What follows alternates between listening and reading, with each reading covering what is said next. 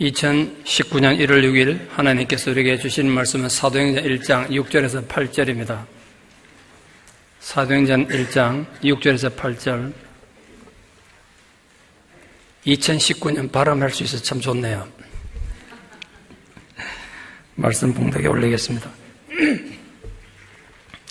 그들이 모였을 때에 예수께 여쭈어 이르되 주께서 이스라엘 나라를 회복하심이 이때니까 하니 이르시되 때와 시기는 아버지께서 자기의 권한에 두셨으니 너희가 알 바 아니요 오직 성령이 너희에게 임하시면 너희가 권능을 받고 예루살렘과 온 유대와 사마리아와 땅끝까지 이르러 내 증인이 되리라 하시니라. 아멘. 해피 뉴 이어. 네, 새해 복 많이 받으십시오. 은혜 가운데 2019년 새해를 허락해 주신 하나님께 감사드리고 모든 성도님 가정에 이 하나님 위로와 축복과 격려가 함께하기를 축원합니다. 뒤에서도 열심히 기도하겠습니다. 2018년 12월 31일 오후 5시 45분경 강북에 있는 삼성병원 정신과의 교수였던 임세원 교수는 마지막 환자 진료를 마치고 한 해를 마칠 꿈에 부풀어 있었습니다. 그때 예약도 하지 않은 30세 젊은 남자가 와서 상담 치료를 요청했습니다. 보통 정신과는 예약 안 하면 안 받아주죠. 근데 그 매정하게 거절을 못해서 그를 상담 진료하기로 했습니다. 3년 전쯤에 그에게 치료를 받았던 경험이 있던 환자였습니다. 그 동료 친구 의사가 말하기를 보통 의사면 그걸 안 받아준다. 또 날이 11월 31일 오후 6시가 다 돼가면 빨리 집에 가고 싶지 않겠습니까? 보통 의사는 안 받아주는데 그런 걸 거절하지 못할 정도로 마음이 착한 의사였다고 추모합니다. 근데 이 환자가 오자마자 품에서 칼을 꺼내더니 달려들었어요. 전 세계 거의 모든 정신과 의사들 진료실에는 그 임시 대피소가 있습니다. 정신이 이상한 사람들 상대하다 보니까 어떤 해코지를 당할지 몰라서 안전하게 대피할 수 있는 안전 대피소가 있어요. 그걸로 이제 급히 대피한 거죠. 대피하고 가만 생각해 보니까 자기는 여기 대피했지만 지금 칼 들고 의사를 공격하던 사람이 의사가 대피해서 숨어버려서 야구를 까네. 그럼 누구를 공격하겠어요? 바깥에 있는 간호원들을 공격할 것 같아요. 그 생각에 미치니까 거기 있을 수 없어서 대피해서 다시 뛰쳐나와서 바깥에 있는 간호원들하고 빨리 도망치라고 소리쳤습니다. 그 의사 소리 듣고 간호원들이 비상벨을 누르고 비상벨을 누르면 이제 안전요원들이 달려오게 돼 있나 봐요. 근데 그 와중에 이 의사분이 가슴을 아주 많이 찔렸나 봐요. 피를 흘리고 쓰러졌어요. 5분 뒤에 비상요원들 와서 범인은 제압했지만 의사가 의식을 잃고 쓰러져서 급히 응급실 갔지만 이 폐가 너무 손상돼가지고 오후 11시경 숨을 거뒀습니다. 향년 겨우 47세였습니다. 그분이 한 명 의사가 죽었다 이 차원이 아니라 한국에서 이제 정신병을 앓고 있는 사람들을 위해서 가장 많은 애를 쓰고 노력했던 분이더라고요. 그분이 했던 일들이 굉장히 많던데 이제 그게 올스톱된 거예요. 너무 안타까워하고 또 정신병을 겪는 아픔을 겪는 사람들이 희생해왔던 그의 그 헌신적 희생이 알려지면서 연초부터 많은 사람들이 마음 아파하면서 조문하는 걸 봤습니다. 저도 그 뉴스 듣고 참 마음이 아프다. 지난 4일과 이틀 전에 장례식이 있었는데 그 어머니가 장례식에서 그 마지막 아들한테 이렇게 영원히 이별하면서 이렇게 말하더라고요. 훌륭하게 살아줘서 고맙다 아들. 이렇게 얘기했더라고요. 그 엄마의 마음이 느껴지십니까? 아들 훌륭하게 살아줘서 고마워. 그렇게 보내더라고요. 그 아내와 여동생들이 이제 얘기했던 거를 그 친구 의사분이 기자에게 얘기해서 이제 어제 저녁에 보도된 걸 제가 보고 또 가슴이 뭉클하던데 많은 얘기가 있으면 그 중에 한 달라면 좀 소개하면 그 아내가 이렇게 말했더라고요. 생명이 위협받는 순간에도 주위를 살펴봐줘서 고마워요. 그 덕분에 우리가 살 수 있게 됐어요. 우리 함께 살아보자는 그 뜻 잊지 않을게요. 그렇게 고인에게 마지막 인사를 했습니다. 아버지 영정사진 들고 가는 아들 장난 보니까 이제 중학생 정도밖에 안 됐던데 그 애들이 또 아버지 없는 세상 앞으로 살아갈 거 생각하니까 참 마음이 먹먹하더라고요. 임세원 교수는 의사로서 자신의 소명에 충실하고 다른 사람들의 목숨을 구하려다가 안타까운 죽음을 당했습니다. 이름 없는 풀 한 포기, 들녘의 야생화, 강가의 돌멩이 하나, 의미 없이 존재하는 건 없습니다. 인간은 오죽하겠습니까? 우리가 세상에 존재하는 것이 우연이겠습니까? 2019년 한 해를 새롭게 시작하게 됐는데 오늘 나의 생명이 우연이겠냐 말이에요. 우리는 하나님의 계획과 섭리 안에 또 한 해를 살고 남은 생애를 살아가는 걸 믿는 사람들입니다. 우리의 삶이 하나님 섭리와 계획 안에 있다는 걸 믿는다면 우리 생존에는 필연적으로 주님이 주신 소명이 있습니다. 신학이란 학문은 일반적인 사람들이 생각하는 것과 아주 다르게 이론적인 학문이 아니에요. 많은 분들이 신학 그러면 철학적으로 이론적인 이런 학문을 생각하는데 그럴싸한 말장난이 절대로 아니에요. 신학이란 삶의 실천이고 용기 있는 행동함이 신학의 본질이에요. 그래서 신학은 연구한다, 신학을 공부한다고 말하지 않고 신학을 배운다고 말하지 않고 신학을 한다라고 말해요. 신학함이라고 말해요. 가끔 신학생들에게 제가 가서 말씀을 전할 기회가 있으면 얼마 전에도 신학교 가서 집회를 하고 왔는데 이 신학함에 대한 정신, 신학함의 이 하나님의 명령을 절대로 잊지 마라. 너희들한테 와서. 그걸 내가 항상 당부해요. 신학함만이 아니라 신앙 자체가 결코 이론이나 말장난이 아니에요. 우리 기독교가 가진 굉장히 큰 약점 하나가 있는데 자칫하면 말장난에 흐를 위험성이 항상 있어요. 이게 말씀의 종교다 보니까 성경이라는 교재를 가지고 있다 보니까 그럴듯한 이론의 말장난 흐를 위험이 항상 있어요. 그런데 저는 그게 너무 싫어요. 말만 번들어한 신앙, 막 온몸에 뱀이 기어나는 것처럼 막 싫어요. 좀 어리석고 무지하고 몰라도 실력이 없어도 행동하는 사람이 좋아요. 신앙함에 신앙의 의미가 있다고요.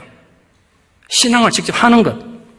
그 신앙함을 다른 말로 표현하면 좀 쉽게 풀어 설명한다면 주님이 내게 주신 소명을 실천하는 거예요. 제가 여러분에게 이 새 첫 주일 아침에 묻습니다. 여러분은 하나님 백성으로서 주의 제자로서 어떤 소명의식을 인식하고 계십니까? 모름지기 예수 그리스도를 구주로 고백하는 모든 자에게는 그 나름대로 주어진 독특한 소명이 있습니다. 부모가 부모로서 소명이 있다면 자식은 자식으로서 소명이 있는 거예요. 목사가 목사로서 소명이 있다면 성도는 성도로서 소명이 있어요. 사람마다 소명이 똑같을 수는 없죠. 그러나 분명한 거 하나는 하나님은 모든 사람에게 소명을 주셨다는 사실. 모든 사람 삶에 하나님의 계획이 있다는 사실. 제가 소명의 사전적 의미를 일부러 찾아봤어요. 두 가지 의미가 있어요. 하나는 원래 소명이라는 용어가 정치적 용어였습니다. 왕이 신하에게 임무를 맡기는 걸 소명이라고 그랬어요. 왕이 어떤 일을 맡기기 위해 사람 부르는 게 소명이에요. 또는 하나님이 사람에게 하나님 일을 하게 하기 위해서 부르는 걸 소명이라고 그래요. 영어로 calling이라고 그러죠. 옛날에 임금에게 어떤 임무를 맡은 사람, 임금에게 부름받은 사람 누구에게 말하는 거예요. 자기 친구에게 나에게 소명이 있네. 그럼 이 사람이 임금으로부터 부름받았다는 뜻이에요. 임금의 명령을 가진 자라는 뜻이에요. 그럼 그게 그 앞길을 누구도 막을 수 없고 그게 누구도 방해할 수 없는 거예요. 그리고 소명을 받은 자에게는 단지 하나의 의무만 주어졌는데 충성이에요. 임금이 명령을 내렸는데 거기 무슨 이의를 달고 거기 저항을 하고 반대하겠으면 그건 당장 죽음인데. 그러니까 내게 소명이 있다는 건 소명 가진 자에게는 오로지 순종이 있을 뿐이에요. 그게 사전적 의미예요. 사전적 의미. 그럼 한번 생각해 보십시오. 우리 신앙하는 자들인데 임금이 맡긴 소명이 그렇게 무거운 의미를 가지고 있다면 그걸 지키지 않으면 당장 삼족이 멸하는 죽음을 당하는 무거운 무기를 가진다면 정말 저와 여러분이 하나님을 믿는다면 하나님이 내게 주신 소명, 하나님이 나를 부르신 소명에는 얼마나 더 무거운 의미가 있겠습니까? 그런데 그 소명을 그렇게 무가치하게 생각하고 소명에 관심도 없이 사십니까? 소명과 함께 쓰이는 용어로 사명이라는 말이 있습니다. 말은 비슷합니다. 의미가 완전히 다릅니다. 소명받은 자가 그 소명을 이루기 위해서 진짜 해야 될 어떤 직접적인 일, 그 책임, 그걸 사명이라고 말합니다. 주님이 주신 소명을 이루기 위해서 어떤 해야 될 과업을 뜻해요. 사명이란 말 영어로는 미션이라고 하죠. 소명이 부름받은 거라면 사명은 소명받은 자가 해야 될 과업이라고 말할 수 있겠습니다. 그 소명받았다고 하면서 할 사명을 감당하지 않는다면 그건 가짜 인생입니다. 그러므로 소명 없이 사명이 있을 수 없고 사명감이 희미하다면 그 사람 소명은 의심받을 수밖에 없습니다. 기독교인을 가르쳐서 예수 그리스도 안에서 하나님이 택한 자 또는 하나님의 부름을 받은 자라고 합니다. 그게 그런 뜻이에요. 그러니까 기독교인이라는 말과 교회라는 말은 헬라어의 어원이 같습니다. 원래 같은 말이에요. 교회라는 말 자체가 에클레시아인데 그게 부름받은 자, 소명을 받은 자 이런 뜻이에요. 세상으로부터 하나님 품으로 부름받고 죄악으로부터 영생으로 마귀의 자식에서 하나님 자녀로 부름받았다는 뜻이에요. 그게 교회고 교인이에요. 그런 의미에서 모든 기독교인은 소명받은 자들이에요. 고린도전서 4장에서 사도 바울은 모든 기독교인은 마땅히 해도 되고 안 해도 되고 아니라 마땅히 사명을 지닌 일꾼으로 생각해야 된다고 지적하면서 그 소명을 가진 자가 반드시 가져야 될 자질 하나가 있는데 그게 뭐냐? 충성이란 거예요. 그 소명을 가진다는 건 하나님의 일을 한다는 건 실력이나 능력으로 하는 게 아니라 충성을 한다는 거예요. 그걸 말씀하십니다. 하나님의 자녀로 부름받은 모든 기독교인은 누구나 소명을 받은 자들이고 그들에게는 각기 중대한 사명이 맡겨져 있는 것입니다. 소명이나 사명이라는 게 목사나 선교사 같은 특별한 사람들에게 한정된 게 아니라 모든 성도들에게 적용되는 말씀이라는 거예요. 일반적으로 목사나 선교사 같이 구별된 직분자들에게는 소명과 사명을 막 요구하고 확인하죠. 당신이 소명이 있습니까? 소명의식이 있습니까? 확인하지만 그 외 일반 성도님들은 소명과 전혀 관계없이 살아가려는 경향이 아주 많으세요. 그저 특수하게 부름받은 목사나 선교사 옆에서 그냥 들리는 정도로 좋은 조연 정도로 하면 자기 본문을 다 했다고 생각하거나 아니면 그걸 이제 관객으로서 보고하는 걸 즐기고 듣는 정도로 또 심지어는 자기가 그 사역을 평가하는 자리에 있어서 평가하면 신앙의 본문을 다 했다고 착각하세요. 아주 잘못된 신앙의 오류예요. 누가 누구를 평가하기 이전에 우리 모두에게는 소명이 주어져 있습니다. 이 교회의 직분은 질서와 효율성을 위해서 목사 성도를 나눠놨을 뿐이지 모든 그리스도인들은 누구나 할 것 없이 소명자이며 사명자라는 걸 기억하셔야 돼요. 이게 소명의식을 가진 자만이 진짜 그리스도인인 거고 그 소명의식을 분명히 가진 성도들이 모인 교회만이 그게 진짜 건강한 교회고 진짜 교회고 세상을 이기는 교회가 되는 거예요. 여러분 건물에 이름만 갖다 붙이면 전부 교회 맞습니까? 제가 물어보겠습니다. 이민교회는 그게 많잖아요.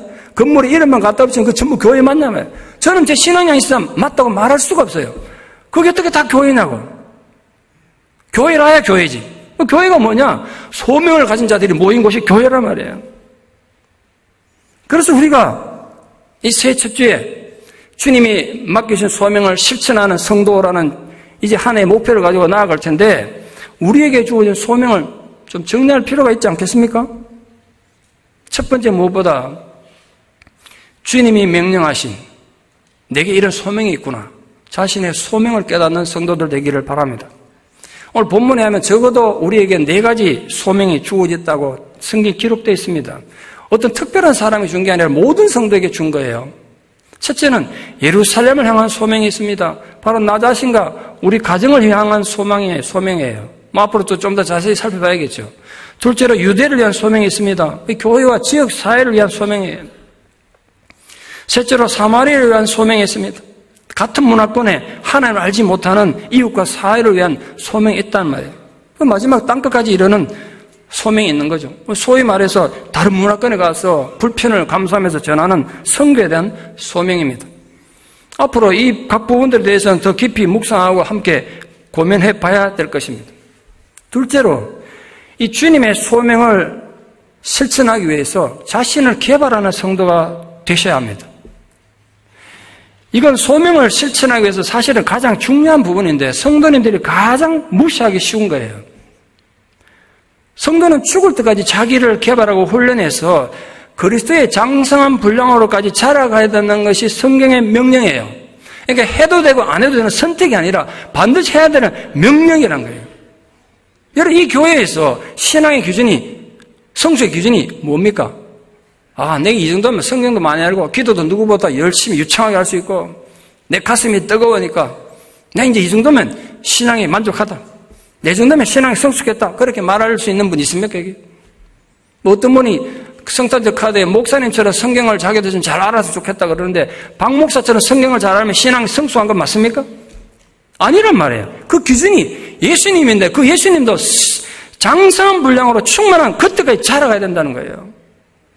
그런 소명이 우리에게 주어져 있어요. 그런데 많은 경우에 그저 수동적으로 끌려다니거나 교회도 오라 그래 오고 구경꾼에 머무는 것으로 신앙의 본분을 다했다고 착각을 많이 하십니다. 오늘도 나는 이 비 오고 바람 부는 날 예배에 참석했기 때문에 기독교인으로서 자랑스러운 의무를 다했다. 그런 이제 나머지 시간은 죄책감 없이 내가 예배를 드렸으니까 죄책감 없이 내 마음대로 써도 좋다고 생각도 하세요. 그건 그리스도인으로서 자신의 존재 의미와 가치를 모르는 정말 어리석은 일이에요. 과연 그렇겠습니까? 여러분이 이제 은퇴해가지고 시간 되고 돈도 있으니까 뭐 평생 놀러 다니고 그러면 되는 거냐 말이에요. 노는 것도 하루 이틀이지. 이제 은퇴하고 나면 아무런 소명이 없습니까, 내게? 말도 안 되는 소리죠. 죽을 때까지 소명이 있단 말이에요, 우리에게. 자신의 현재 상황이 어떠하든지, 자신의 개인적 형편이 어떠하든지 상관없이 모든 성도는 소명을 받은 자이므로 자신에게 주어진 사명을 감당하기 위해서 자신을 개발하고 노력해야 돼요. 그러면 하나님께서 네가 그렇게 부족하고 힘든 상황에서도 그렇게 노력하고 애쓰는구나. 그 은혜를 주시고 힘과 능력을 더하시고 삶의 기회를 또 주신단 말이에요. 우리 잘 아는 속담처럼 흔히 하늘은 스스로 돕는 자를 돕는다 그러지 않습니까? 그런 일이 실제로 일어나는 거죠. 이 양생은 조선 9대 왕이었던 성종 3년에 종 2품까지 오른 아주 입지적인 인물입니다. 한나라의 재상까지 자리에 오른 거죠. 근데 놀랍게도 한나라에 종 2품이 엄청 높은 자리인데 장관보다 높은 자리인데 글을 읽을 줄도 모르고 쓸 줄도 몰랐어요. 옛날에 글이 한문이니까. 게다가 주로 어울려서 함께 술 마시고 노는 친구들이 그 당시 가장 천민했던 백정들이었어요. 이유가 뭐냐? 이 사람 출신이 노비였기 때문이에요. 아내 역시 노비 출신이에요. 당연히 질문 생기겠죠. 조선처럼 양반, 상놈, 신분이 철저히 구분된 시대에 어떻게 노예가 종 2품 자리까지 올랐을까? 놀랍지 않습니까? 조선시대는 아버지, 어머니 둘 중에 하나만 노비면 거기 태어난 자식 다 노비예요. 이 양생도 그래서 노비가 됐어요. 어느 집에 소수된 노비는 아닌데 이제 자유를 얻어가지고 혼자 살려니까 살기 힘드니까 가죽으로 된 가죽신 만드는 거, 갓바치라 그러는데 그것도 천민이죠. 이제. 이 소를 만져야 되니까. 그런 존재로 살았어요. 가죽이 필요하다 보니까 아무래도 이 도축하는 천민들하고 백정들하고 어울릴 수밖에 없었겠죠. 가죽을 공급받아야 되니까. 그 사람들 따라다니면서 사냥도 하게 되고 산을 타게 되고 그러다 보니까 산속에서 무술을 연마하게 되고 사냥하는 기술도 입히고 그래서 아주 무예에 아주 뛰어난 솜씨를 가질 수 있도록 훈련이 됐어요. 근데 어느 날 이 양생이 장룡대에서 군대를 모집한다는 소식을 듣게 돼요. 장룡대라는 군대가 조선시대 독특한 군대가 있는데요. 이게 양반들 자제가 가기 힘든 일, 조선에는 산이 많지 않습니까? 산에서 전쟁을 하거나 힘든 일 이런 거 시키려고 만든 군대예요. 요즘 우리 표현을 하면 공수특전단 같은 군대예요. 정말 힘든 일을 시키기 위해서 노예 출신을 뽑아가지고 군대를 만든 거예요. 근데 거기에 지원했어요. 그 장량대에 들어간 이 양생의 많은 공을 세워서 특히 이 사람 원래 뭐 산을 많이 타던 사람이니까 산을 막 기가 막히게 탔나 봐요. 조선시대에 보면 호랑이 때문에 피해 입은 기록이 아주 많은데 호랑이를 혼자 가서 잡은 거야. 맨손으로 그냥 활을 쏘든 칼을 휘둘러가지고. 조선 팔도 어디든지 호랑이 때문에 피해 입는다 그러면 이 양생을 파송하면 가서 호랑이를 잡아오는 거죠. 그 공로로 천민 출신임에도 불구하고 조선 8대왕 예종을 호위하는 호위무사가 됐습니다. 요즘 말로 하면 대통령 경호원 된 거죠. 그리고 계속해서 인정을 받아가지고 또 9대 왕이었던 성종 때는 도직대가 기성을 부렸는데 이 양생을 보냈어요. 포도청에 포도청장이 돼가지고 포도대장이 된 거예요. 우리말로 하면요 경찰청장 된 겁니다. 노비가 한나라의 경찰 총수가 된 거죠. 이 사람 백정들하고 친분이 있다 보니까 백정들은 전국에 조직망을 갖고 있는데 도둑이 어디 있는지 잘 아니까 가서 제깍제깍 도둑들 잡아내니까 진급해가지고 종위품까지 올라간 겁니다. 이 양생은 노비 출신이었지만 자신의 직분에 충실했고 소명에 충실했기 때문에 17년간이나 포도대장직을 수임했어요. 1, 2년, 17년간. 생각해 보세요. 양반들이 얼마나 미워했고 싫어했겠어요. 저 노비 출신이 포도대장이다, 지금. 종이품 자기도 보다 높아. 장관이 정사품인데 장관보다 높은 자리라고요. 정이품이면요, 조선시대 전체 관직 중에 위에서 4번째 서야 돼요. 그런데도 이 사람이 그렇게 출세한 뒤에도 인격이 좋았나 봐요, 사람이. 노비 출신 조광지처 끝까지 버리지 않고 사랑하고 인격이 훌륭했다고. 이 조선왕조실록에 출신은 천민이었지만 위대했던 인품을 가진 사람으로 기록이 됐단 말이에요. 노비였던 이 양생이 어느 날 갑자기 운이 좋아가 재수 좋아서 재상이 되고 정승이 된 거 아니에요. 그 노비일 때부터 아무런 기대를 할 수는, 희망을 가질 수 있는 그 상황에서도 자신의 무예를 갈고 닦고 훈련하고 개발했더니 관직에 나갈 수 있게 됐고, 관직에 나간 뒤에도 계속 자기를 개발해서 양반, 상놈, 신분 차별이 엄격했던 그 조선 중기에 신분의 벽을 뛰어넘어 역사적 인물이 된 것입니다.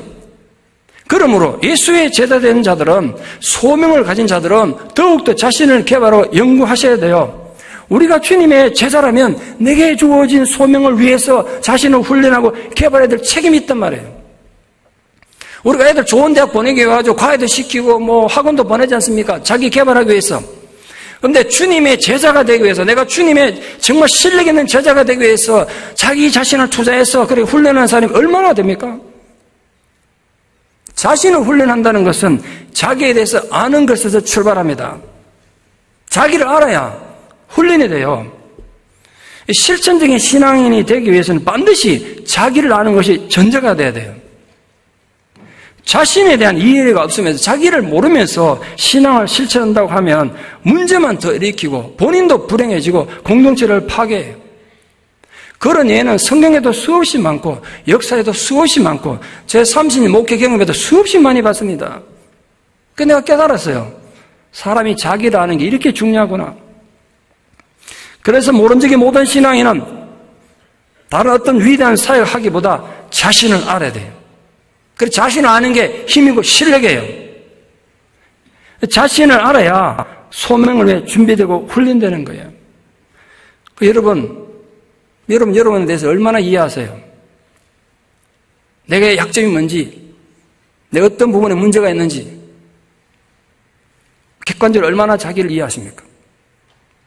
생각해보면요, 정말 좀 코미디 같기도 하고 소름 돋는 일이에요. 파괴된 인격 가지고 주의 일을 하겠다 그러니까 할수록 문제가 돼. 제가 우리 교회에 와서 제일 많이 했던 설교가 사역이 중요한 게 아니라고 설교했더니 그것도 오해해가지고 일하지 말자고 막 그러는데 정말 엉뚱한 짓을 하더라고. 그게 아니라 자신을 알고 자기를 개발한 뒤에 하란 말이에요, 일을. 제가 묻습니다. 13년 동안 그 설교했는데 그 13년 시간을 들였는데 얼마나 자신에 대해서 연구하고 자기를 개발하셨습니까? 그래서 얼마나 준비가 되셨습니까? 거기에 대한 대답은 여러분 하셔야 돼요.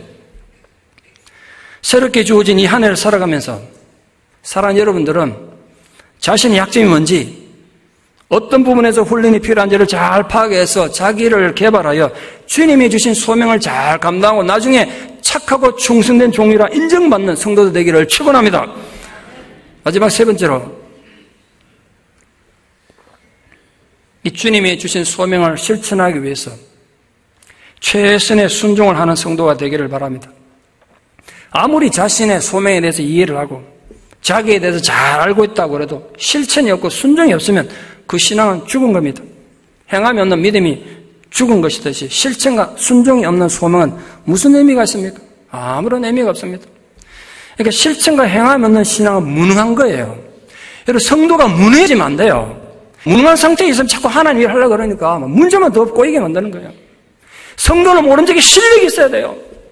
세상을 변화시킬 수 있는 힘이 있어야 된다고요. 자기 인격 하나 못 바꾸면서 무슨 세상을 바꾸겠어요? 제가 보니까 세월은 흘러갔는데 너무 무능하더라고, 성도들이. 그 부분에 제가 너무 안타까움이 있어요. 신앙인이 무능해지면 아무것도 못해요. 자기 신앙도 못 지키지만 공동체를 못 지킨다고요. 그런 무능한 신앙은 자신도 불행하지만 하나님 나라 위험에 빠뜨리고 하나님 공동체를 욕되게 만들어요. 무타구치 렌야라는 일본인 장군인데 혹시 아십니까? 무타구치 렌야. 이름 좀 기억하세요. 태평양 전쟁 때 일본 육군 장군입니다. 1936년에 대자로, 우리 말로 하면 대령이죠. 중국에 파견돼서 베이징에 있던 제1연대 연대장이 됐습니다. 근데 이 사람이 정말 문제 많은 사람입니다. 노구교 사건을 일으켜가지고 중일 전쟁의 원인을 제공했어요. 사건이 어떻게 됐냐면 어느 날 하루 부대를 집결시켰는데 모든 부대는 뭐 군대 갔다 오시면 알겠습니다. 1일 보고를 해야 돼요. 총은 몇 명, 사고 몇 명, 현재 몇 명, 지금 당장 전쟁 나가면 전투에 나갈 수 있는 전투원이 몇 명이라고 매일 1일 보고를 해야 돼요. 그게 굉장히 중요하거든요. 보고하려고 보니까 한 명이 없어. 어디 갔는지 아무도 몰라. 탈영을 했는지 뭐 어디가 숨었는지 몰라. 보고를 어떻게 했냐면 우리 한 명이 없는데 중국군이 납치해 갔다. 이래 보고했어요. 자기 책임 회피하자고. 알아보지도 안 하고. 군인이 납치됐다는데 가만히 있을 수 있냐고. 그 사령부에서 중국군을 공격하라고 명령이 내려온 거예요. 그 연대장이니까 대대장들 보고 중국군 공격하라고 그러니까 대대장들 자기들은 상황을 알잖아요. 정말 이 공격이 되냐고. 중국이 잘못할 건 없는데 해도 되냐고. 하라고 무조건. 그래서 공격한 게 중일 전쟁이에요. 수십만 명이 죽은 전쟁이 이리 시작됐다고요. 진짜 어떤 제대로 나라 같으면 당장 감옥 가든지 사형을 시키든지 이래야 될 텐데 일본이 말입니다. 군대라는 것이 족벌체제로 파벌로 돼 있다 보니까 힘 있는 파벌에 있다 보니까 그걸 훈장받고 진급을 하더라고요. 기가 막힐 노릇이죠. 계속 진급해가지고 1942년 4월에는 중령까지 별이 3개가 됐어요. 버마 전선에 투입이 됐습니다. 이때 일본군 대본령 본전에서는 인도를 침략해야 나중에 영국이 오는 걸 막을 수 있고 전쟁을 빨리 끝낸다고 인도를 침략하라고 하니까 그 밀린도 많고 산악도 많은데 우리 힘으로 안 된다고 그 전쟁 안 된다고 막 버텨가지고 결국은 인도 침략을 취소했어요. 무타구치가 반대하는 바람에.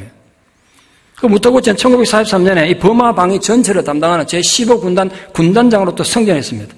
얼마 뒤에 영국군이 버마 국경을 넘어서 일본을 공격해 오려고 그러니까 인도를 그냥 두면 안 되겠구나 이래가지고 예전에 자기가 말했던 거 완전히 또 뒤집어가지고 인도를 침략해야 된다고 강하게 강조했어요.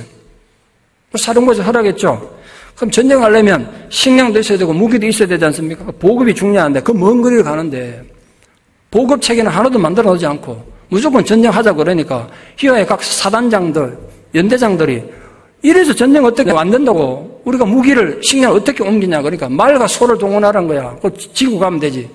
그 말과 소를 어떻게 먹이냐고 건초가 없는데 그럼 풀에 풀 많잖아요. 그냥 지나가다 풀 뜯어 먹이면 되지 이랬다고요.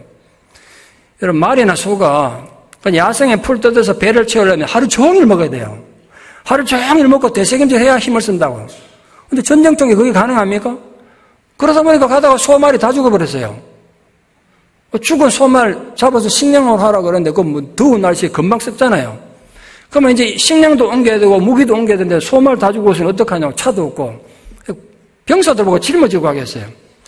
40도 42도니까 여기도 온도로 한 120도 125도 되는데 가만히 있기도 힘든데다 무거운 거 짊어지고 1인당 3개월치 식량을 줬다니까. 3개월치 식량이니까 지고 갈 수가 없잖아. 1인당 80kg 100kg 됐다는데 자기 몸보다 더 무거운 걸 지고 가야 되는데 군인들이 날은 덥지 길은 멀지 그 험한 산악지대 밀림지대 그래서 부대장 몰래 식량을 다 버리기 시작해요. 무거우니까 식량을 다 버렸어요. 가다 보면 식량이 떨어졌어. 식량 떨어졌다 그러니까 인간은 원래 초식동물이었다고 풀 뜯어먹어라 이래가지고 풀 뜯어먹고 독초 먹고 많은 군인이 죽어요. 그 영양실조 걸려서 군대가 막 쓰러지니까 사단장들이 이 전쟁 안 된다고 빨리 후퇴하자고 그러다 끝까지 가다가 결국은 그 9만 명이나 되는 군대 전부 다 거의 전멸시켜요. 사실은 영국군과 싸워야 될 가장 중요한 군인인데 이걸 완전히 멸망시킨 거죠. 그 상황에서 이 무타구치는 기생충을 차려놓고 5시면 무조건 그 기생충가 퇴근하고 나오지도 않는 거야. 밖에서 보고하려고 그러죠. 이런 짓을 했어요. 그게 유명한 인팔 전투인데요. 2차 전쟁 굉장히 유명한 전투입니다. 일본인이 엉망으로 전쟁에서 사실은 이 전쟁의 역사를 바꾼 전투예요. 인팔 전투. 그 원인을 제공했던 사람이에요. 더 기가 막힌 건요. 2차 대전이 끝나고 이 사람이 사령관이 있으면서 못된 짓을 많이 했으니까 중국 사람들한테 전범이 돼가지고 전범 재판을 받는데 무죄 선언을 받아요. 무죄 선언받은 이유가 뭔지 아십니까? 너무 무능해서.